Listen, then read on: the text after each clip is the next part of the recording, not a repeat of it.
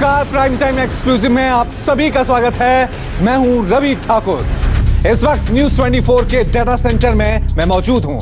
आज मैं आपको बताऊंगा मोदी के मिशन वैक्सीन के पहले पड़ाव के बारे में। साथ ही आपको कोरोना वैक्सीन से जुड़ी कई अहम जानकारियां भी दिखाऊंगा। नमस्कार, मैं हूं पूजा। मैं इस वक्त मौजूद हूं न्यूज 24 के वैक्सीन सेंटर में, जहां से मैं आपको लेकर चलूंगी मोदी के मिशन वैक्सीन के दूसरे पड़ाव पर। साथ ही मैं आपको न्यूज 24 का वैक्सीन ट्रैकर दिखाऊंगी। कौन सी वैक्सीन आप तक कब और कैसे पहुंचेगी, इसकी पूरी जानकारी दूंगी। साथ ही ये भी बताऊंगी कि वैक्सीन को आप तक पहुंचाने के लिए कैसे युद्ध स्तर पर कोल्ड चेन बनाने की तैयारी चल रही है। नमस्कार, मैं हूं आपके साथ सऊद मोहम्मद खालिद और मैं इस वक्त न्यूज 24 के कोरोना सेंटर में मौजूद हूं। कोरोना सेंटर से मैं आपको लेकर के चलूंगा प्रधानमंत्री नरेंद्र मोदी के मिशन वैक्सीन के तीसरे पड़ाव पर और बताऊंगा पूरी डिटेल।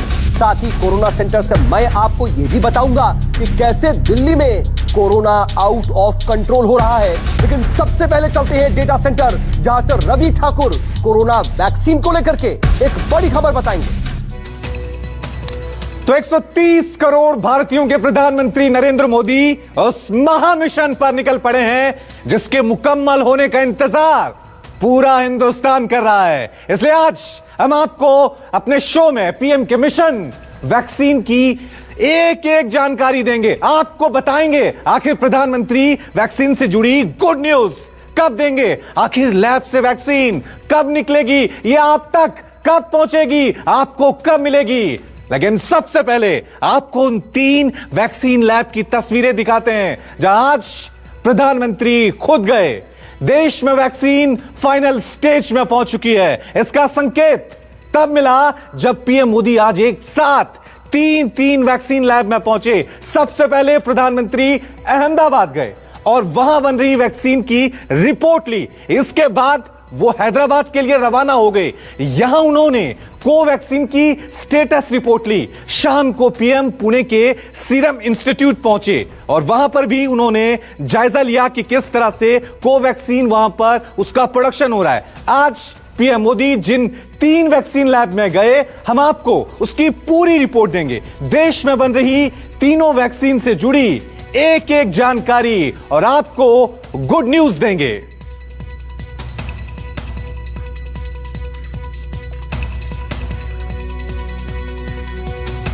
तो लगातार 3 तस्वीरें हम आपको दिखा रहे हैं कि किस तरह से मिशन वैक्सीन पर देश के प्रधानमंत्री नरेंद्र मोदी निकल पड़े हैं। सबसे पहले आज वो अहमदाबाद गए, उसके बाद अगला पड़ाव था हैदराबाद और उसके बाद वो पुणे पहुंचे। हर जगह लैब में जाकर वैज्ञानिकों से मिलकर रिसर्च किस तरह से चल रही है, किस तरह से वैक्सीन को लेकर कार्य प्रगति पर है, हर एक जानकारी उन्होंने तफसील से जानी। तो सबसे पहले बात अहमदाबाद के वैक्सीन रिपोर्ट की। प्रधानमंत्री आज सुबह सबसे पहले अहमदाबाद के जायडस बायोटेक पार्क पहुंचे। यहां वो 1.5 घंटे तक रहे और जायडोक डी नाम की वैक्सीन से जुड़ी पूरी जानकारी ली। वैज्ञानिकों ने पीएम को वैक्सीन के बारे में क्या बताया, यह वैक्सीन कब तक तैयार होगी, यह पूरी रिपोर्ट देखिए।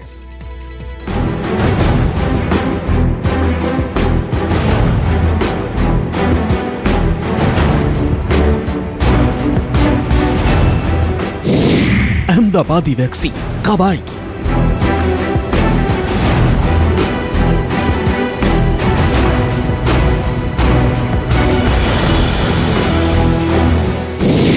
जायकोव डी की रिलीज डेट क्या है?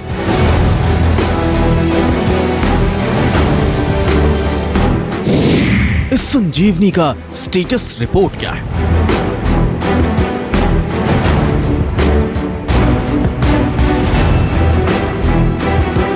इन्हीं सवालों का जवाब तलाशने, वैक्सीन की रियल स्टेटस रिपोर्ट जानने प्रधानमंत्री अहमदाबाद के लैब पहुंचे।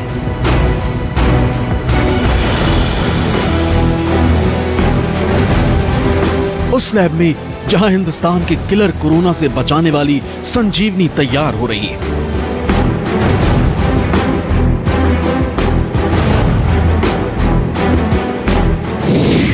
अहमदाबाद, सुबह 9:20।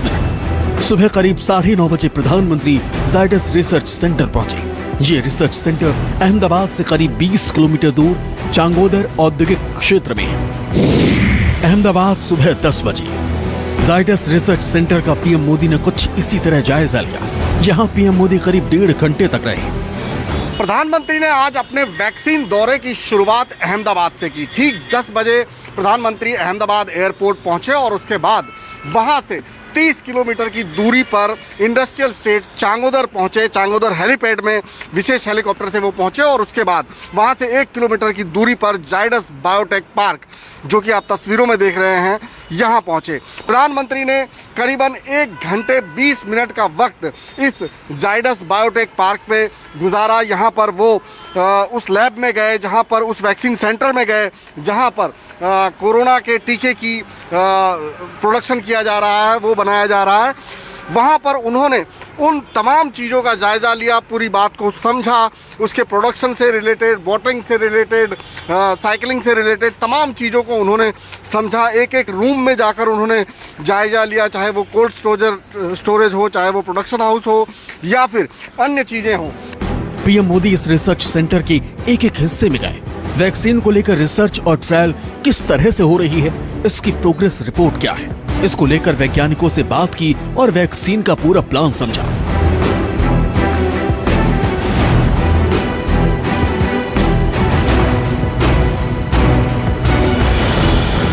प्रधानमंत्री ने पहले वैक्सीन की स्टेटस रिपोर्ट जानी और फिर ट्विटर के जरिए देश को इसकी जानकारी दी। देसी डीएनए आधारित वैक्सीन के बारे में जानकारी के लिए अहमदाबाद के जायडस बायोटेक पार्क का दौरा किया। मैंने इस काम में लगी टीम को उनके काम के लिए बधाई दी। सरकार इस यात्रा में उन्हें सहयोग देने के लिए सक्रिय रूप से काम कर रही है। जायडस रिसर्च सेंटर में 1.5 घंटे तक रहे पीएम मोदी ने सिर्फ जायजा ही नहीं लिया, बल्कि देश के वैज्ञानिकों का हौसला भी बढ़ाया। आखिर कैसे, ये सुनिए जायडस बायोटेक पार्क के चेयरमैन से। माननीय प्रधानमंत्री श्री नरेंद्र भाई मोदी जी हमारे जायडस बायोटेक पार्क में आए थे। उनकी ये मुलाकात के कारण हम बहुत प्रोत्साहित हुए हैं और उनके बहुत आभारी हैं। उन्होंने हमारे साइंटिफिक स्टाफ और हमारे साथ डिटेल में वैक्सीन के बारे में चर्चा की है और काफी सुझाव भी दिए हैं और हमें बहुत प्रोत्साहित किए हैं। सवाल यह है कि आखिर अहमदाबाद में बन रही ये वैक्सीन कब तक तैयार हो जाएगी? वो कौन सी तारीख है जब आपको इस वैक्सीन का डोज मिलने लगेगा? अब हम आपको ये बताने जा रहे हैं। भूपेंद्र सिंह, अहमदाबाद, न्यूज़ 24।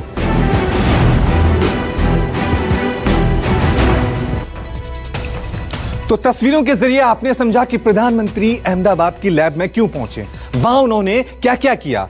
अब आप ये जानना चाहते हैं कि अहमदाबाद की लैब में बन रही ज़ायकोव-डी वैक्सीन कब तक बनकर तैयार होगी, ये आपको कब मिलेगी? आपके सवाल का जवाब हम आपको देते हैं और समझाने की कोशिश करते हैं ग्राफिक्स के जरिए।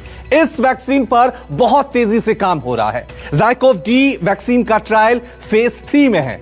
आखिरी फेज में करीब 25,000 लोगों पर वैक्सीन के ट्रायल का टारगेट रखा गया है। उम्मीद है कि फाइनल फेज के ट्रायल नतीजे दिसंबर के आखिरी हफ्ते या जनवरी की शुरुआत में आ जाएंगे। ऐसे में मार्च तक वैक्सीन की खेप सरकार को मिलना शुरू हो जाएगा। फिलहाल ज़ायकोव-डी वैक्सीन की कीमत तय नहीं है, लेकिन इतना तय है कि सरकार इसे कम से कम कीमत पर रखेगी ताकि ये देश के हर नागरिक को मिल सके। तो एक एक जानकारी आज खुद प्रधानमंत्री मोदी ने वैज्ञानिकों से ली है, बायोटेक कंपनी से ली है। यह तो बात हुई प्रधानमंत्री मोदी के मिशन वैक्सीन के पहले पड़ाव की। जी हां, पीएम अहमदाबाद के बाद हैदराबाद पहुंचे थे। कोवैक्सीन का हाल जानने के लिए अब आपको लेकर चलते हैं मेरी सहयोगी पूजा के पास, जो आपको हैदराबाद की वैक्सीन रिपोर्ट देंगी। ओवर टू यू पूजा। अहमदाबाद में जायडस बायोटेक पार्क का जायजा लेने के बाद पीएम मोदी के वैक्सीन मिशन का अगला पड़ाव था हैदराबाद। मोदी ने भारत बायोटेक में कोरोना वैक्सीन कोवैक्सीन को लेकर वैज्ञानिकों से करीब 45 मिनट तक बात की। रिसर्च स्टाफ और चुनौतियों के बारे में वैज्ञानिकों से उन्होंने पूछा। पीएम ने भारत बायोटेक को हर संभव मदद का भरोसा भी दिया है।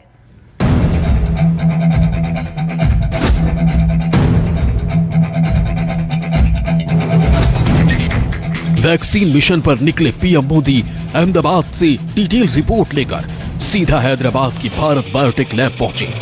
भारत बायोटेक दुनिया की जानी मानी बायोटेक कंपनी है। इस लैब में भी कोरोना को लेकर वैज्ञानिक दिन रात काम कर रहे हैं, वैक्सीन पर रिसर्च कर रहे हैं। भारत बायोटेक के वैज्ञानिक उस संजीवनी की तलाश में हैं जिससे इस महामारी को खत्म किया जा सके। हैदराबाद दोपहर 2:11। प्रधानमंत्री नरेंद्र मोदी दोपहर करीब 2:11 पर भारत बायोटेक के लैब में थे। पीएम मोदी जिस वक्त भारत बायोटेक के लैब में गए उस वक्त 50 से 60 वैज्ञानिक बड़ी बड़ी मशीनों के साथ मिशन वैक्सीन में जुटे हुए थे। लैब में आते ही पीएम मोदी ने वैज्ञानिकों से हर उस सवाल का जवाब जानना चाहा जो उनके दिमाग में चल रहा था। क्या रिसर्च में और तेजी लाई जा सकती है? क्या केंद्र किसी और तरह की मदद कर सकता है? अप्रूवल का स्टेज क्लियर होने के बाद प्रोडक्शन एक साथ कर सकते हैं। जिस रफ्तार से कोरोना संक्रमण के मामले लगातार बढ़ते जा रहे हैं, अब सबका इंतजार भी कोरोना वैक्सीन को लेकर आने वाली दवाई पे लग गया है और वैज्ञानिकों की इसी के लिए की जा रही कोशिश को एक तरह से प्रोत्साहित करने के लिए प्रधानमंत्री नरेंद्र मोदी हैदराबाद के भारत बायोटेक लैब में भी पहुंचे। यहाँ उन्होंने करीब 1 घंटे तक वैक्सीन बनाने और उसका परीक्षण में जुटे वैज्ञानिकों से बातचीत की, जानकारों से बातचीत की, यह भी जानने की कोशिश की कि किस तरह से यह वैक्सीन कारगर होगी, किस तरह से इसका स्टोरेज किया जाना आने वाले दिनों में और किस तरह से आम जनता तक पहुंचाया जाएगा। क्या इस वैक्सीन का कहीं कोई साइड इफेक्ट होगा तो उससे किस तरह से निपटा जाए, तो तमाम तरह की जानकारियां पीएम नरेंद्र मोदी ने अपनी इस यात्रा के दौरान भारत बायोटेक के लोगों से, विशेषज्ञों से ली है। लैब का जायजा लेने के बाद पीएम मोदी ने बोर्ड मेंबर के साथ एक मीटिंग की। लैब की फैसिलिटी को लेकर कई सवाल किए। इस दौरान भारत बायोटेक के चेयरमैन डॉक्टर कृष्णा येला और उनकी वाइफ सुचित्रा येला के अलावा कई बोर्ड मेंबर मीटिंग में मौजूद रहे। लैब के वैज्ञानिकों ने पीएम मोदी को हर बात बड़ी बारीकी से समझाया कि वैक्सीन को लेकर लैब में क्या हो रहा है और कौन कौन सी चुनौतियां सामने आ रही हैं। कोरोना को लेकर पीएम मोदी की गंभीरता का इसी से अंदाजा लगा सकते हैं कि पीएम का वैज्ञानिकों से पहला सवाल यही था कि वैक्सीन को लेकर कब तक कामयाबी मिल सकती है। भारत बायोटेक लैब में पीएम करीब 45 मिनट तक रुके। Bharat biotech corona vaccine Covaxin को Indian council of medical research और नेशनल इंस्टीट्यूट ऑफ वायरोलॉजी के साथ मिलकर तैयार कर रही है। तक ली है। देखिए 1 घंटे तक यदि पीएम मोदी इन लोगों के साथ यदि बातचीत करते हैं, इनसे जानकारी लेते हैं वैक्सीन के बारे में, उसके जो डेवलप किए जाने वाले या उसको आने वाले दिनों में किस तरह से बाजार में उतारा जाए, तो ये बहुत बड़ी बात होगी। साथ ही उन्होंने यह भी साफ तौर पर कह दिया कि भारत सरकार की ओर से कोविड-19 के वैक्सीन को तैयार करने में जिस तरह की भी सहायता की जरूरत होगी, सरकार उससे अपनी ओर से पूरा कोशिश करेगी। एक बार यदि वैक्सीन बन जाती है तो अब सरकार की भी यह एक बड़ी कोशिश होगी कि इसके सही तरीके से इसे स्टोरेज किया जा सके, ज़्यादा से ज़्यादा लोगों तक सस्ते कीमत पर इसे लोगों तक पहुंचाया जा सके। भारत बायोटेक कोरोना के अलावा chikungunya, Zika, cholera, malaria, polio, typhoid समेत कई बीमारियों का वैक्सीन बनाने में जुटी। हैदराबाद लैब में स्वदेशी वैक्सीन पर चल रही रिसर्च का जायजा लेने के बाद पीएम मोदी ने ट्वीट करते हुए लिखा, हैदराबाद में भारत बायोटेक सुविधा में उनके स्वदेशी कोविड-19 वैक्सीन के बारे में जानकारी दी गई। अब तक के परीक्षणों के लिए वैज्ञानिकों को बहुत बधाई। उनकी टीम आगे की प्रगति के लिए आईसीएमआर के साथ मिलकर काम कर रही है। भारत बायोटेक की लैब में 45 मिनट तक पीएम ने कोरोना से लड़ने का फुल प्रूफ प्लान तैयार किया है। एक ऐसा प्लान जिससे महामारी पर फाइनल अटैक किया जा सके। नरेंद्र चारी, हैदराबाद, न्यूज़ 24। तो हैदराबाद में पीएम मोदी लैब में करीब 45 मिनट तक रुके। आपको बता दें कि हैदराबाद में भारत बायोटेक लैब मौजूद है। भारत बायोटेक आईसीएमआर के साथ मिलकर कोवैक्सीन के नाम से कोरोना किलर तैयार कर रही है। कोवैक्सीन का परीक्षण अपने 3रे फेज में है और जनवरी तक इसके नतीजे आने की उम्मीद है। जानकारी के मुताबिक कोवैक्सीन का ट्रायल देश के अलग अलग शहरों के 17 सेंटर्स पर चल रहा है और मार्च 2021 तक कोवैक्सीन की पहली खेप सरकार को मिलने की उम्मीद है।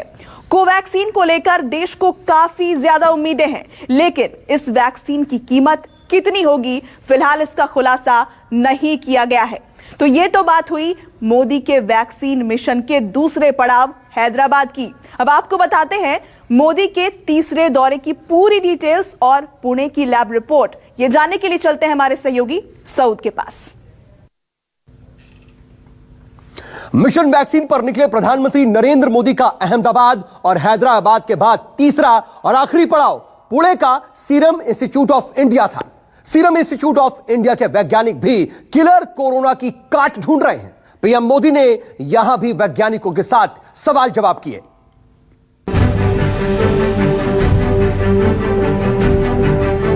दिन की शुरुआत अहमदाबाद से हुई। दोपहर हैदराबाद की लैब में बीता। शाम होती होती प्रधानमंत्री नरेंद्र मोदी पुणे के सीरम इंस्टीट्यूट पहुंच गए। हिंदुस्तान के प्रधान मिशन वैक्सीन पर निकले थे। सवाल जिंदगी का है, इसलिए उन्होंने बिना एक सेकंड गवाए सीधे सीरम इंस्टीट्यूट की लैब में पहुंच गए। वही लैब जहां कोविशील्ड वैक्सीन तैयार हो रही है, वही वैक्सीन जो अपने फाइनल स्टेज में है। ये सीरम इंस्टीट्यूट का मैन्युफैक्चरिंग यूनिट है, यानी वो जगह जहां कोविशील्ड नाम का टीका बन रहा है। पीएम इस जगह पर पहुंचे तो उनके साथ सीरम इंस्टीट्यूट के सीईओ अदार पूनावाला भी थे। पूनावाला ने प्रधानमंत्री को वैक्सीन से जुड़ी तमाम जरूरी जानकारियां दी। सीरम इंस्टीट्यूट में पीएम मोदी करीब 1 घंटे रहे। इस दौरान वो इंस्टीट्यूट के लैब में गए, वैक्सीन को लेकर वैज्ञानिकों से बात की। इसके बाद कॉन्फ्रेंस रूम में वैज्ञानिकों के साथ मीटिंग की। सबसे आखिर में प्रधानमंत्री मैन्युफैक्चरिंग यूनिट में गए। पूरा विश्व कोरोना महामारी के संकट से लगातार जूझ रहा है और अलग अलग देशों के द्वारा लगातार कोशिश की जा रही है कि कौन सबसे पहले कारगर कोविड-19 का वैक्सीन तैयार कर ले, और भारत इस सूची में अग्रसर नजर आता हुआ दिखाई दे रहा है। प्रधानमंत्री नरेंद्र मोदी ने आज इसी कड़ी में देश के अलग अलग 3 राज्यों में जाकर प्रमुख संस्थानों का दौरा किया और यह जानने की कोशिश की कि किस तरह से इन संस्थानों के द्वारा कोविड-19 के वैक्सीन को तैयार किया जा रहा है। प्रधानमंत्री ने यहां वैज्ञानिकों से वैक्सीन को लेकर क्या पूछा, उनकी प्रायोरिटी क्या है, ये खुद सीरम इंस्टीट्यूट के सीईओ अदार पूनावाला से सुनिए। वही पूनावाला जो हर जगह पीएम मोदी को वैक्सीन के बारे में ब्रीफ कर रहे थे। माननीय प्रधानमंत्री जी वैक्सीन और वैक्सीन के प्रोडक्शन के बारे में बहुत कुछ जानते हैं। हम ये जानकर आश्चर्य थे। हमारी ये प्रायोरिटी है कि हम वैक्सीन बनाने में सबसे आगे रहें। सीरम इंस्टीट्यूट ऑफ इंडिया के वैक्सीन को 2 डिग्री से 8 डिग्री सेल्सियस तापमान पर स्टोर किया जा सकता है। ये भारत के लिहाज से सबसे बेहतर वैक्सीन है। इसी कड़ी में प्रधानमंत्री नरेंद्र मोदी पुणे के सीरम इंस्टीट्यूट पहुंचे आज 4:40 पर, जहां पर उन्होंने सीरम इंस्टीट्यूट के प्रमुख साइरस पूनावाला और अदार पूनावाला से उन्होंने मुलाकात की। साथ ही तमाम उन वैज्ञानिकों से भी मुलाकात की जो लगातार इस वैक्सीन को तैयार कर रहे हैं। पीएम मोदी कह चुके हैं कि भारत उसी वैक्सीन पर भरोसा करेगा जो पूरी तरह से सेफ हो। यही वजह है कि पीएम ने स्वदेशी वैक्सीन पर दिन भर अलग अलग लैब जाकर रिपोर्ट तैयार की। रिपोर्ट तैयार हो चुकी है। अब प्रधानमंत्री 130 करोड़ देशवासियों को गुड न्यूज देने वाले हैं। वैक्सीन लैब से कब निकलेगी, आपको कब मिलेगी, इसकी तारीख बताने वाले हैं। Deepak Dubey, Pune, news 24। Mission vaccine को लेकर प्रधानमंत्री नरेंद्र मोदी खुद मोर्चे पर उतरे हुए हैं और इसी कड़ी में वो पुणे पहुंचे। पुणे में मौजूद serum institute of India corona से निपटने का हथियार बना रहा है और पुणे के सीरम इंस्टीट्यूट ऑफ इंडिया में ऑक्सफोर्ड और एस्ट्राजेनेका की वैक्सीन कोविशील्ड को तैयार किया जा रहा है। पुणे में तैयार हो रही वैक्सीन कोविशील्ड अपने परीक्षण के आखिरी दौर से गुजर रही है ऑक्सफोर्ड की सहायता से बन रही कोविशील्ड का भारत समेत दुनिया भर के कई देशों में ट्रायल हो रहा है और उम्मीद है कि यह वैक्सीन सबसे पहले भारत में उपलब्ध होगी। हालांकि कोविशील्ड की बड़ी खेप आते आते अप्रैल से मई का महीना भी लग सकता है, लेकिन सबसे अच्छी बात यह है कि यह वैक्सीन जो है इसका दाम 225 रुपए से लेकर के 1000 रुपए तक होगा। यानी कि सरकार कोविशील्ड को देश के हर तबके तक पहुंचाने की तैयारी में है। तो इस वक्त पूरी दुनिया कोरोना की दूसरी लहर का सामना कर रही है। कोरोना के आंकड़े डराने वाले हैं, लेकिन साथ ही कोरोना वैक्सीन को लेकर गुड न्यूज के इंतजार के दिन भी कम होते जा रहे हैं। पीएम मोदी ने एक दिन में जिन 3 वैक्सीन लैब का दौरा किया, उससे देश को बड़ी उम्मीदें हैं। ज़ायकोव डी, कोवैक्सीन और कोविशील्ड वैक्सीन के आने का काउंटडाउन शुरू हो चुका है। ज़ायकोव डी का ट्रायल अपने तीसरे फेज में है, वहीं कोवैक्सीन के परीक्षण के नतीजे जनवरी तक आने की उम्मीद है। कोविशील्ड वैक्सीन का ट्रायल भी अपने अंतिम पड़ाव पर है। बात करें ज़ायकोव डी की, तो इसकी पहली खेप भारत में आने के लिए 130 दिन से भी कम समय बचा है। वहीं कोवैक्सीन भी मार्च के अंत तक उपलब्ध होना शुरू हो जाएगा। बात करें कोविशील्ड की, तो इसे मिलने में अप्रैल से मई का महीना लग सकता है। ज़ायकोव डी का आखिरी ट्रायल 25,000 लोगों पर करने का फैसला किया गया है। साथ ही कोवैक्सीन का ट्रायल भी देश के अलग अलग शहरों के 17 सेंटर पर चल रहा है। ऑक्सफोर्ड की मदद से भारत में बन रही कोविशील्ड का ट्रायल देश के साथ साथ दुनिया के कई देशों में भी किया जा रहा है। अब अगर बात करें इन तीनों वैक्सीन की कीमत की, तो कोविशील्ड की कीमत का अनुमान ही सामने आ पाया है। इसके अलावा बाकी वैक्सीन की कीमत पर अब भी सस्पेंस लगातार बना हुआ है। तो वैक्सीन तो आ जाएगी, लेकिन एयरपोर्ट से अस्पताल तक और अस्पताल से कोविड सेंटर तक उसका ट्रांसपोर्टेशन कैसे होगा? वैक्सीन के लिए जरूरी टेम्परेचर का इंतजाम कैसे किया जाएगा? इस सुपर एक्सक्लूसिव रिपोर्ट के लिए चलते हैं मेरी सहयोगी पूजा के पास। ओवर टू यू पूजा। दवा कंपनी फाइजर और मॉडर्ना ने अपनी वैक्सीन को 90% कारगर बताया है और ऐसा दावा किया जा रहा है कि अब कुछ महीनों के भीतर ही दुनिया को कोरोना की वैक्सीन मिल जाएगी। लेकिन हम आपको आज बताएंगे कि तमाम दावों के बीच भारत के क्या हालात हैं और क्या दुनिया में तैयार हो रही वैक्सीन भारत के लिए कारगर है। ऐसे में सबसे पहले बात करते हैं दुनिया में सबसे पहले आने का दावा करने वाली 2 वैक्सीन के बारे में। दवा कंपनी फाइजर की वैक्सीन को रखने के लिए -75 डिग्री सेंटीग्रेड से भी नीचे का तापमान होना चाहिए और दूसरी वैक्सीन मॉडर्ना का टीका -30 डिग्री में ही टिका रहेगा। रूस की स्पुतनिक 5 से भारत को बहुत ज्यादा उम्मीदें हैं, लेकिन आपको बता दें कि स्पुतनिक 5 को रखने के लिए भी जो टेम्परेचर चाहिए वो -20 डिग्री का है। अब देश के हालात ऐसे हैं कि ये दोनों वैक्सीन भारत समेत कई देशों के लिए कारगर नहीं है और उसकी बड़ी वजह यह है कि अपने देश में अब तक -15 से 20 डिग्री ठंडक वाली व्यवस्था ही मौजूद है। लेकिन इन सबसे अलग देश में बन रही कोविशील्ड ज्यादा कारगर और आसानी से प्रिजर्व की जा सकती है, स्टोर की जा सकती है। ऑक्सफोर्ड यूनिवर्सिटी और एस्ट्राजेनेका कोविशील्ड वैक्सीन बनाने का काम कर रही है। कोविशील्ड को 2 से 8 डिग्री तक के तापमान में टेम्परेचर में रखा जा सकता है, मतलब कि इसे सुरक्षित रखने के लिए माइनस टेम्परेचर की भी जरूरत नहीं पड़ेगी। लेकिन यहां पर समस्या क्या है?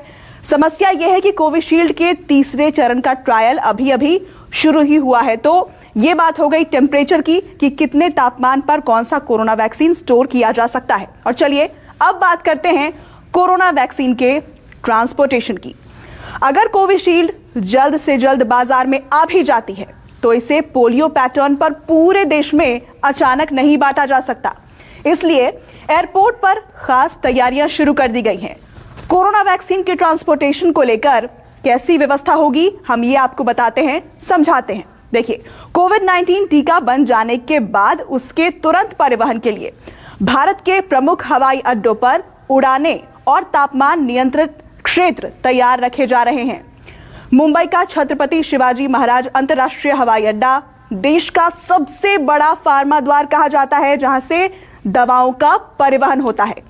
यहां के अधिकारियों के अनुसार टीकों के परिवहन के लिए ऑपरेटर्स को लचीले टाइम स्लॉट दिए जाएंगे। उन्हें उड़ान की तारीख और समय बदलने का पूरा मौका मिलेगा।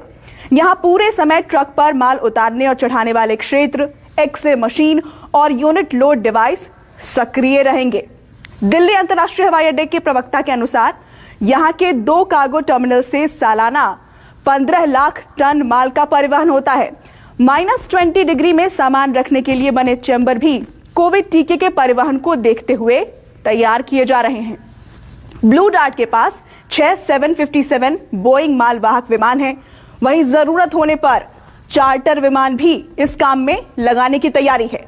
अलग अलग एयर कार्गो ऑपरेटर के मुताबिक भारत में टीके को बड़े स्तर पर और कम समय में पहुंचाना बहुत ही चुनौतीपूर्ण काम होगा, इसलिए विशेष तैयारियों की जरूरत है जिसे इसमें शामिल किया गया है। तो ये बात हो गई ट्रांसपोर्टेशन की।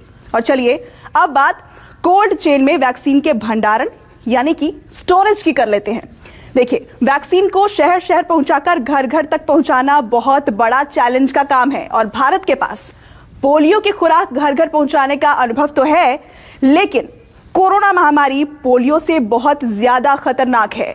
ऐसे में सबसे बड़ा सवाल है कि पूरे देश में वैक्सीन को कैसे बांटा जाएगा। देखिए, कैसे बांटा जाएगा ये हम आपको बताते हैं। मेट्रो सिटीज जो हैं दिल्ली, कोलकाता, मुंबई और चेन्नई में स्पेशल फार्मा कंडीशन स्टोर बनाए जा रहे हैं। मेट्रो सिटी के अलावा हैदराबाद, अहमदाबाद, पुणे और बेंगलुरु जैसे शहरों में भी स्पेशल फार्मा कंडीशन स्टोर्स बनाए जा रहे हैं। अलग अलग शहरों में एयरपोर्ट के नजदीक कोल्ड स्टोरेज बनाने की तैयारी चल रही है ताकि राज्यों के भीतर एक शहर से दूसरे शहर वैक्सीन को तुरंत पहुंचाया जा सके। यूपी के मेरठ में 27 जगहों पर भी देशी वैक्सीन के भंडारण की स्टोरेज की व्यवस्था की जा रही है। यूपी में देशी कोविशील्ड को लेकर तैयारियां ज्यादा हैं। आपको बता दें कि कोविशील्ड को रखने के लिए 2 से 8 डिग्री सेल्सियस टेम्परेचर की ही जरूरत होती है और भारत में अभी -15 से -20 डिग्री सेल्सियस तक वैक्सीन को रखने की व्यवस्था मौजूद है। लेकिन व्यवस्था भी इतनी कम है कि हम अभी एक समय में मुश्किल से 10 लाख टीकों को ही संभाल कर रख सकते हैं, यानी कि 130 करोड़ की आबादी के लिए यह भंडारण क्षमता भी न के बराबर है। तो वैक्सीन का जल्द से जल्द आना कितना और क्यों जरूरी है, यह भी आपको जानना बहुत जरूरी है। देश और दुनिया में कोरोना इस वक्त सबसे बड़ा किलर बना हुआ है। भारत में हर रोज औसतन 400 लोगों की जान जा रही है। दिल्ली का तो बहुत बुरा हाल है। देश की राजधानी में कोरोना हर रोज करीब 100 जिंदगियों को लील रहा है। दिल्ली में यह अदृश्य कातिल कितना भयावह रूप ले चुका है, ये जानने के लिए आपको अपने सहयोगी सऊद के पास लेकर चलते हैं। Over to you Saud. और चलिए अब आपको दिखाते हैं देश की राजधानी दिल्ली का कोरोना मीटर। राजधानी दिल्ली में कोरोना के जो कुल केस हैं वो 5.5 लाख से ज्यादा हो चुके हैं। कुल मामले जो हैं वो है 5,56,000 से ज्यादा और मौतों का आंकड़ा 8,909 पहुंच चुका है। लेकिन एक्टिव केसेस जो हैं वो 38,181 हैं और रिकवरी रेट की बात करें तो रिकवर होने वाले जो मरीज हैं उसका आंकड़ा 5,09,000 है। लेकिन अगर इन सब के बीच हम 24 घंटे के आंकड़ों की बात करें तो बीते एक दिन में 24 घंटे के अंदर कोरोना के करीब 5,500 नए मामले सामने आए हैं। 27 नवंबर को 98 लोगों की कोरोना की वजह से मौत भी हो गई। एक दिन में एक्टिव जो केसेस हैं उसका जो मीटर है वो भी 553 बढ़ गया है। वहीं राहत की बात हालांकि इन सब के बीच यह है कि रिकवर होने वाले मरीजों की संख्या करीब 6,000 है। तो यह था दिल्ली का कोरोना मीटर। लेकिन इसके अलावा आपको दिल्ली में टेस्टिंग का मीटर भी देखना जरूरी है कि आखिर टेस्टिंग किस तरीके से चल रही है, क्योंकि दिल्ली में रैपिड टेस्टिंग का जो रिजल्ट है वो कंफ्यूजिंग है। रैपिड एंटीजन किट से कोरोना जांच की जो एक्यूरेसी है एक बार फिर से वो सवालों के घेरे में है, क्योंकि दिल्ली सरकार के आंकड़ों के मुताबिक 1 से 25 नवंबर के बीच दिल्ली में कुल 13 लाख से ज्यादा कोरोना जांचें हुई और इसमें 4.57 लाख आरटीपीसीआर जांच में 1.01 लाख कोरोना संक्रमित पाए गए, जो कि कुल टेस्ट का अकेले 22% है। और इसी दौरान 8.56 लाख जांच रैपिड एंटीजन किट से हुई। इसमें 50,352 लोग संक्रमित मिले, जो कि महज 5.87% रहा। यानी कि आरटीपीसीआर की तुलना में रैपिड जांच की संख्या तो दोगुनी है, लेकिन संक्रमण की जो दर है उसमें बहुत ज्यादा अंतर है। बीते दिनों हाईकोर्ट रैपिड एंटीजन किट की एक्यूरेसी को लेकर के सवाल खड़े कर चुका है। वहीं दिल्ली के जो स्वास्थ्य मंत्री हैं सत्येंद्र जैन, उन्होंने कहा कि दिल्ली वालों के लिए अच्छी खबर यह है कि संक्रमण दर घट रही है। दिल्ली में 7 नवंबर को आरटीपीसीआर और रैपिड दोनों में सबसे अधिक संक्रमण की दर आई थी और उस दिन आरटीपीसीआर जांच में 30.20% संक्रमित लोग पाए गए थे, जबकि रैपिड में 8.39% लोग मिले थे। लेकिन 8 नवंबर को आरटीपीसीआर टेस्ट में 25% से ज्यादा लोग संक्रमित मिले। वहीं रैपिड टेस्ट में सिर्फ 5.5% लोग ही कोरोना इफेक्टेड नजर आए। लेकिन 8 नवंबर का जो आंकड़ा है वो भी कुछ ऐसा ही था। कुल आरटीपीसीआर जो टेस्टिंग है उसमें से 26.46% लोग संक्रमित मिले। वहीं रैपिड टेस्टिंग किट से हुई टेस्टिंग में महज 8% मामले पॉजिटिव पाए गए। वहीं 10 नवंबर को करीब आरटीपीसीआर और रैपिड टेस्ट के आंकड़े देखें तो यह भी आरटीपीसीआर टेस्ट का पॉजिटिव रेट यहां पर भी 25% से ज्यादा रहा और रैपिड टेस्ट का जो पॉजिटिव रेट है वो करीब 8% रहा। वहीं 14 नवंबर के आंकड़े देखते हैं, कुल आरटीपीसीआर टेस्ट में से करीब 27% पॉजिटिव मामले सामने आए। वहीं रैपिड टेस्ट का जो पॉजिटिविटी रेट है वो 6.47% रहा, जो कि बहुत कम है। आंकड़े साफ कह रहे हैं कि रैपिड टेस्ट के रिजल्ट्स काफी ज्यादा कंफ्यूजिंग हैं और ऐसे में दिल्ली सरकार भी अब आरटीपीसीआर टेस्ट बढ़ाने का प्लान बना रही है और उसी पर आगे काम कर रही है। तो दिल्ली में कोरोना से लोगों का हाल बेहाल है। केंद्र सरकार से लेकर दिल्ली की केजरीवाल सरकार तक हालातों को काबू करने में जुटी है। आइए आपको सुनाते हैं राजधानी में कोरोना को लेकर दिल्ली के स्वास्थ्य मंत्री सत्येंद्र जैन का क्या कुछ कहना है। दिल्ली के अंदर वैक्सीन जब भी मिलेगी हम कुछ ही हफ्तों के अंदर सारी दिल्ली को लगा देंगे। हमारे पास बहुत बड़ी संख्या के अंदर अपनी हेल्थ फैसिलिटीज़ हैं, मोहल्ला क्लिनिक्स हैं, पॉली क्लिनिक्स हैं, डिस्पेंसरीज हैं, हॉस्पिटल्स हैं।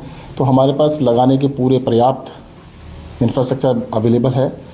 स्टोरेज की भी कोई दिक्कत नहीं है।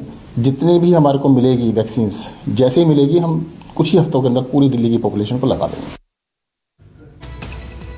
तो पीएम मोदी ने देश के 3 लैब में जाकर वैक्सीन के हालातों की पूरी डिटेल ली है। लेकिन क्या आप जानते हैं कि आखिर एक वैक्सीन को इंसान के शरीर तक पहुंचने के लिए किस किस स्टेज से गुजरना होता है? तो चलिए रुक करते हैं एक बार फिर मेरी सहयोगी पूजा का, जो आपको दिखाएंगी कि आखिरकार कोरोना की वैक्सीन किस किस स्टेज से होते हुए आप तक पहुंचेगी।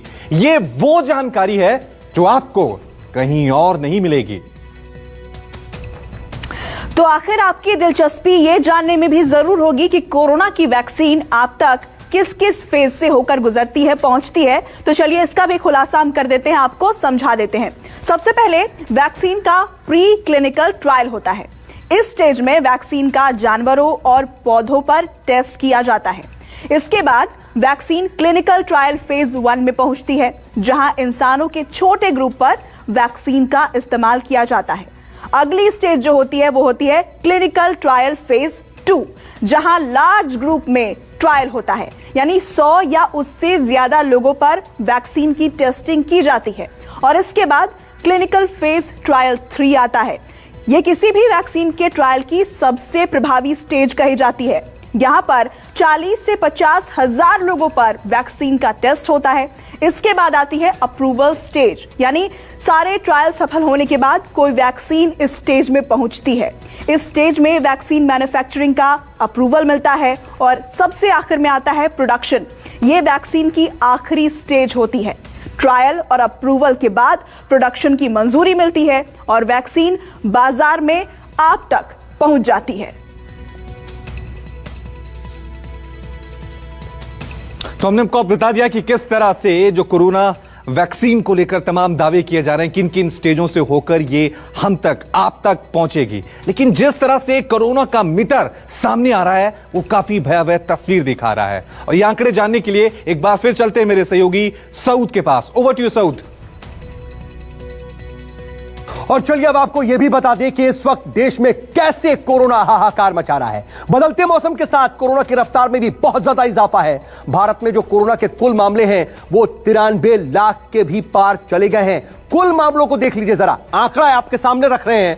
कुल जो केसेस है पूरे देश में 93,51,110, ये कुल कोरोना पेशेंट्स का आंकड़ा है। और वहीं कुल मौतें भी डराने वाली हैं। देश में कुल 1,36,200 लोगों की मौत अकेले इस जानलेवा वायरस की वजह से हो चुकी है। एक्टिव केसेस की बात करें, इस वक्त जो केसेस हैं वो 4,54,940 हैं। इसके मुताबिक अगर कुल रिकवरी पर नजर डालें तो वो 87,59,969 पहुंचते हैं।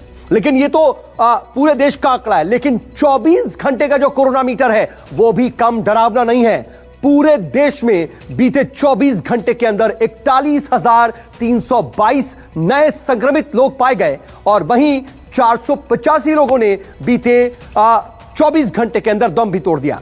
वहीं रिकवरी जो है वो 41,452 लोगों की हुई है। हालांकि आप इस बात को जरूर समझ लीजिए कि रिकवरी कुछ लोगों की ज्यादा दिख सकती है संक्रमित लोगों से, लेकिन कुल जो संक्रमित हैं उन संक्रमित लोगों में रिकवरी हो रही है और वो 41,400 कुछ हैं। लेकिन नए संक्रमित लोगों का आंकड़ा भी बहुत ज्यादा है और बीते 5 दिनों में जो इंडिया का कोरोना मीटर है वो बहुत ज्यादा डराने वाला है और सबसे ज्यादा चिंता का विषय है। आप जरा देखिए एक एक दिन को। 23 नवंबर की तारीख थी जब कुल मामले 37,410 आए थे। अगले दिन 24 नवंबर को 44,276 नए कोरोना पेशेंट सामने आए। इसके अगले दिन 25 नवंबर को कुल जो मरीज हैं वो 44,699 पाए गए। तो वहीं 26 नवंबर को कुल 43,174 नए संक्रमित मिले और 27 नवंबर को भी यह आंकड़ा 40,000 के पार रहा और उस दिन 41,322 नए कोरोना पॉजिटिव पाए गए। लेकिन इन 5 दिनों में इंडिया का जो कोरोना मीटर है उसका जो मौत का आंकड़ा है वो दरअसल सबसे ज्यादा डराने वाला है, क्योंकि बीते 5 दिनों के अंदर 2,500 लोगों की मौत इस जानलेवा वायरस की वजह से हो गई। ऐसा अब तक नहीं हुआ। 23 नवंबर की तारीख को 486 लोगों की मौत हुई। उसके अगले दिन 24 नवंबर को 491 लोगों की जान चली गई इस वायरस की वजह से। 25 नवंबर को यह आंकड़ा बढ़ गया, 581 पहुंच गया। 26 नवंबर को 489 लोग और 27 नवंबर को 485 लोग इस जानलेवा वायरस की वजह से काल के गाल में समा गए। लेकिन अब जरा इन सब के साथ साथ देश के टॉप 5 राज्यों की भी स्थिति देख लीजिए कि आखिर क्या है स्थिति। ये आपके सामने सबसे ज्यादा संक्रमित जो मामले हैं महाराष्ट्र में सामने आए। 18,08,550 अकेले यहां पर कोरोना के मामले हैं और जो मौतों का आंकड़ा है वो 46,898 इस राज्य में अकेले पहुंचा है। वहीं इसके बाद नंबर आता है कर्नाटक का, यहां पर 8,81,086 लोगों की जो कोरोना की पॉजिटिविटी सामने आ रही है, तब जबकि 11,738 लोगों की मौत हुई है। आंध्र प्रदेश में 8,66,436 लोग जो है वो कोरोना संक्रमित पाए गए अब तक और 6,976 लोगों की मौत हुई है। तमिलनाडु में 7,77,616 लोग संक्रमित पाए गए और 11,681 लोगों की मौतें हुई हैं। वहीं दिल्ली में 5,56,744 लोग अब तक कोरोना से संक्रमित हो चुके हैं, जबकि अकेले राजधानी दिल्ली में 8,909 लोगों की मौत हो चुकी है। और यही जो आंकड़े हैं, ये टॉप 5 जो प्रदेश हैं वो दरअसल देश की चिंता बढ़ा रहे हैं।